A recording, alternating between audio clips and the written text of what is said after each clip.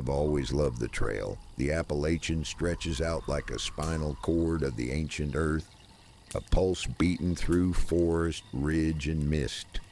I'd done parts of it before, mostly Georgia and Tennessee, never past Virginia, never too deep. You could say I was more of a weekend warrior than a through hiker. My younger brother Nick and I made a pact long ago. Whenever we could align our time off, we'd hit a new segment, breathe, disconnect, return to something primal. It was late September when we chose to tackle Section 10B just outside of Roanoke, Virginia. The locals had another name for it, Devil's Pass. I remember smirking when I heard it, the kind of name that screams campfire stories and cheap tourist brochures, but no one smiled back. Not the man who sold us supplies at the general store, not the ranger who handed us the permit. One lady, white hair braided down to her hips, muttered as we walked past, "Watch for the knot that sings." We laughed it off. The trail started off steep, narrow, overgrown in places, where the forest tried its best to reclaim what humans had carved. The higher we climbed, the more isolated it felt. Every step into the woods felt like a step into the past, where cell service died and silence had weight. About 6 miles in, after a grueling incline, we stumbled across it. 2 towering pines had grown together, entwined like dancers in pain, spiraling up into a single mass. Somewhere around 20 feet above us, their trunks twisted into a giant knot. Gnarled, splintered, the wood bleached gray like bone. It looked like a noose. Nick pointed at it. "Looks like a giant rope," I nodded, uneasy now. "Or a hangman's tree." We didn't know it yet, but we were staring at the reason this section of the trail had its name. We made camp maybe 50 feet from it, just off the trail where the forest cleared slightly. There was an odd stillness. No wind, no rustling. The air felt dense, like walking into a room where someone had been crying. Every time I tried to light a fire, it flickered out. We blamed the humidity. Night fell with a heavy finality. The woods turned into a wall of black. We sat quietly with headlamps dimmed, sipping cheap whiskey and trading stories. But something felt off. The silence was too perfect, like the forest was holding its breath. "You hear that?" Nick asked, cocking his head. I paused, then I heard it too.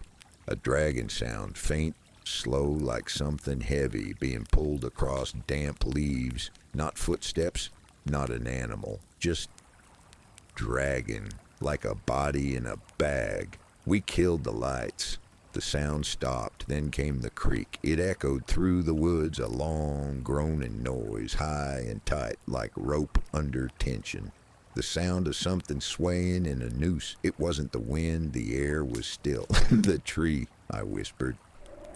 Nick stared in the direction of the knot. We couldn't see it through the dark, but we could hear it, that eerie, rhythmic creaking. We didn't sleep much. I kept one hand on the hatchet, the other gripping my flashlight. The creaking would stop, then start again, and each time it did, it sounded closer. Around midnight, Nick shook me awake. His voice was trembling. "Dude, there's something in the tree." I sat up and followed his gaze. The knot was swaying, and hanging from it, backlit faintly by the stars, was a silhouette, a man. Neck twisted, feet dangling just above the earth. He swung slowly back and forth with the trees creaked like a pendulum. I froze, mouth dry. Every inch of me screamed to run, but my legs wouldn't obey. We watched in horror as he swayed lifeless, creaking above us. Then he turned, not all the way, just enough. His head lolled to one side, and I swear to God, his empty eye sockets looked at us. We backed into the tent and zipped it shut as if that could protect us. Eventually, the creaking stopped and silence returned. We lay there until dawn, every sound amplified. A twig snapping in the distance felt like thunder. Neither of us slept. When the sun finally pierced the trees, We emerged slowly, not sure if it had been a nightmare or hallucination. The tree was still, no body, no swinging. We packed up in silence, shaken, and that's when we saw them. Footprints, bare, deep, dragging. They led from the edge of the woods, cutting through the clearing, straight to our tent. The mud showed every inch, long toe marks, wide soles. Each step ended with a groove, like something heavy was being dragged. They stopped at the tent flap, not a step further, just stood there, watching us sleep. We didn't speak until we reached the car several miles later. I remember looking back one last time. The trees stood tall, unmoved, but somewhere up in the canopy, just faintly, I thought I heard it, that soft, stretching groan, the sound of rope tightening. The Shenandoah stretch of the Appalachian Trail is beautiful in that quiet, haunting way that makes you feel like you're walking through the bones of something ancient. I'd been hiking it solo for a couple of days, seeking solitude more than scenery, but even then the scenery demanded attention. Misty ridges, golden forest, creaks whispering under old stone bridges. It was like moving through a faded photograph. On the third morning, I woke up early and pushed through a long ridge walk, my pack heavy with supplies and my boots already damp from dew. It was calm, no wind. I didn't see another soul all day. Around late afternoon, I reached an overlook above a narrow valley. I figured I'd stop, breathe a little, take off my boots and rest. That's when the fog rolled in. It came quick. One moment the sky was a pale blue above scattered clouds, and the next, white walls collapsed around me like someone dropping curtains. Dense, silent. I could barely see 5 feet ahead. Even the moss-covered rock I sat on felt like it belonged in another world. At first I wasn't concerned. I'd been caught in fog before. It's common in the mountains, but this fog was different. It didn't swirl or drift. It settled, heavy. It felt alive, almost sentient, as if it had chosen that moment to arrive. Then I heard her, a soft humming, faint and distant, barely more than a breath against the silence. The tune was familiar, Appalachian, maybe. A hymn or lullaby my grandmother used to hum in her kitchen long ago. Something about it stirred something cold inside me. I stood, trying to peer through the fog. "Hello," I called out. No answer. The humming continued, louder now, closer, but still with no source. It shifted, almost imperceptibly, into a whisper, melodic, fragile, too delicate to be real. I turned slowly in place, my heart beginning to knock against my ribs. My hand instinctively went to the knife on my hip. Then I saw her, a shape in the fog. Pale dress, old-fashioned, swaying gently though there was no wind. A bonnet shadowed her face. Bare feet hovered inches above the ground. Her skin was pale, almost luminescent, and her eyes were white. No pupils, just a milky glaze, wide and unblinking. She stood there mouthing words I could no longer hear, the song falling silent as I locked eyes with her. The only sound was the blood in my ears and the occasional drip of condensation falling from the leaves. I didn't move. She stepped forward. The fog swallowed her. She was gone. I don't remember how long I stood frozen, staring into that empty wall of white. Could have been a minute. Could have been 20. But when I finally turned to grab my pack, something was different. A weight I hadn't felt before. I checked the side pocket. Inside, neatly tucked where I kept my map, was a photo, black and white, old, faded at the edges. It was me, sitting on that mossy rock, the one I'd just sat on. But I wasn't alone in the photo. She was behind me, standing, one hand resting gently on my shoulder. Her face was visible now, smiling, lips curled upward, though the eyes remained empty. I dropped the photo like it burned. I wanted to believe it was a trick, some prank, a glitch in my tired mind. But the photo was real. I didn't pick it back up. I packed my gear and started hiking immediately. I didn't stop until the fog began to lift and I could see more than a few feet ahead. That night, I camped near a ranger station. I didn't tell anyone what happened. I couldn't find the words, but I don't hike alone anymore. And I never, ever keep old photographs. If you've ever hiked the Appalachian Trail, you know that shelters are a gamble. Sometimes you get lucky. A clean bunk, no pests, maybe even a fire going. Sometimes it's mice chewing your snacks, or loud hikers bragging about their mileage at midnight, but nothing prepares you for what isn't supposed to be there. It was late October when I hiked with my cousin Nate into southwest Virginia. Leaves had begun to fall in earnest, the wind slicing colder with every ridge. We were headed for Chestnut Knob Shelter, a fully enclosed structure, rare on the AT, solid walls, lockable door, built to keep you safe from bears, storms, whatever. We got there just before sunset, shoes caked in mud, breath steaming in the air. The shelter stood on a ridge, silent, stoic, like a stone chapel in the middle of nowhere. We checked inside, empty. Good. Nate dropped his pack and immediately claimed a corner. I bolted the door behind us. The temperature plummeted fast. Inside, the concrete walls made our breath fog even thicker. We layered up, pulled out our sleeping bags, and made a quick meal with what little fuel we had. The wind howled against the outside like something locked out and pissed about it. But inside, dead quiet. Too quiet. By 9 p.m., we were zipped up and fading. I remember drifting into dreams, the kind you only get when your muscles are wrecked and the earth has claimed your weight. But around 2 a.m., something touched my shoulder. I startled awake, heart pounding. It was Nate. His face was pale in the moonlight, filtering through the narrow window slits. "Do you hear it?" I sat up, listening. Whispers, faint. At first, I thought it was the wind, squeezing through the wood joints. But the pattern was wrong. It wasn't chaotic. It was repeating. Precise. A rhythm. Don't breathe. Don't breathe. Don't breathe. Nate's whisper was ragged. "It's been going for like 10 minutes. I thought it was you."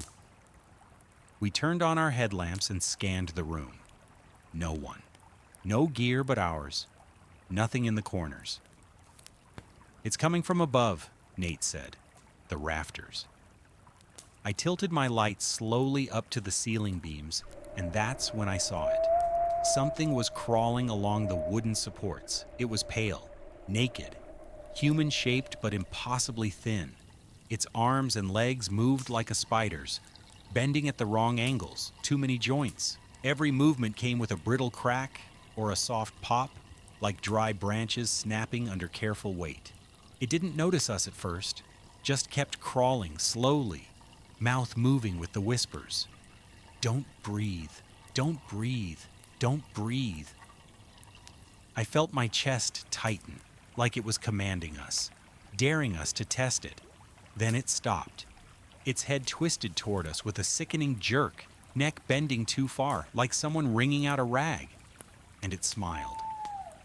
Its mouth split far too wide, revealing a row of jagged, yellowed teeth, packed in uneven rows like someone had stuffed too many in. I heard Nate say, "Oh, hell no," right before the thing dropped. Straight down. From rafter to floor in one fluid motion, like it had no bones to break. It landed between us. We ran, no hesitation. We grabbed nothing, just bolted for the door. I fumbled with the bolt, heart in my throat, while Nate slammed into the wood beside me, looking back, eyes wide. We flung the door open and charged into the night. No headlamps, just stars, just moonlight and adrenaline. We didn't stop running until we hit the tree line. We huddled there until the sun started bleeding over the ridge. Cold, breathless, alive. We returned the next afternoon, in daylight, cautiously. The shelter was empty. No sign of entry, no footprints, but ours. But when we checked the ceiling, we found scratch marks. Long, deep gouges in the wood, right above where we had slept. Something had been up there, whispering. Some stories stick with you, even when you try to forget. Some dig in deep and rot beneath the surface like splinters you can't pull free. This one, it haunts me. Not because of what I saw exactly, but because of what I don't remember. The blank space, the impossible gaps, the sensation of not being alone when you're absolutely supposed to be. This happened in Tennessee. I was hiking alone after my trail partner bailed last minute due to work. I almost canceled. Almost. But I convinced myself I needed the time, the quiet. I told myself I'd be fine. I'd done solo hikes before. I had all my gear, a reliable map, and a backup battery for my phone. No big deal. I made my way past the Laurel Fork Falls section late in the afternoon. It's beautiful, yes, but there's an edge to it. Like nature itself is holding something back, like it's guarding something deeper. The falls thunder through jagged cliffs and thick moss, mist rising and catching the light in strange ways. I remember pausing just to take it in. The power of it. The kind of place that feels older than memory. I set up camp a little ways away from the water, on higher ground near a ridge, just far enough to muffle the roar of the falls. It was quiet, eerily so. No bugs, no frogs, just a kind of thick, pressing silence. Dusk came quick. The sky bled orange, then slipped into indigo. I ate some trail mix, scribbled in my notebook, and crawled into my tent to read. Around 10 p.m., I killed the lantern and lay there in the dark, listening to the faint sound of wind brushing through the trees. Then I saw the lights. At first, I thought they were fireflies, little flickers of pale blue drifting through the dark. But they were too steady, too intentional. Fireflies blink and dance randomly. These, they hovered, moved, formed shapes, triangles, circles, straight lines, then letters. They spelled out my name. I remember sitting up, unzipping the tent just enough to peek out.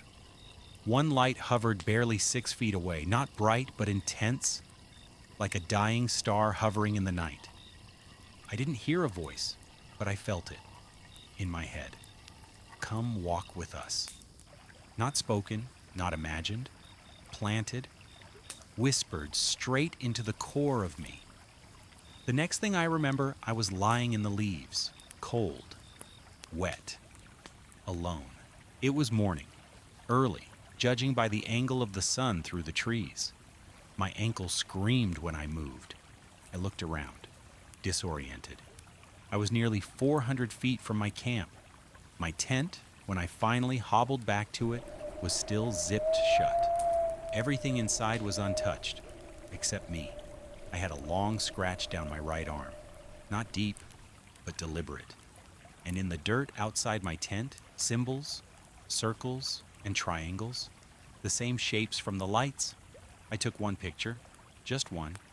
Then I packed up and got out. I told myself it was a dream, sleepwalking, stress. But deep down, I know that voice wasn't mine. And somewhere out there, the lights are still waiting. I don't usually hike alone. In fact, I avoid it.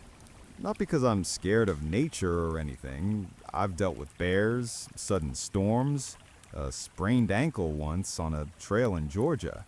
But people? Crowds? Schedules? That stuff wears me out.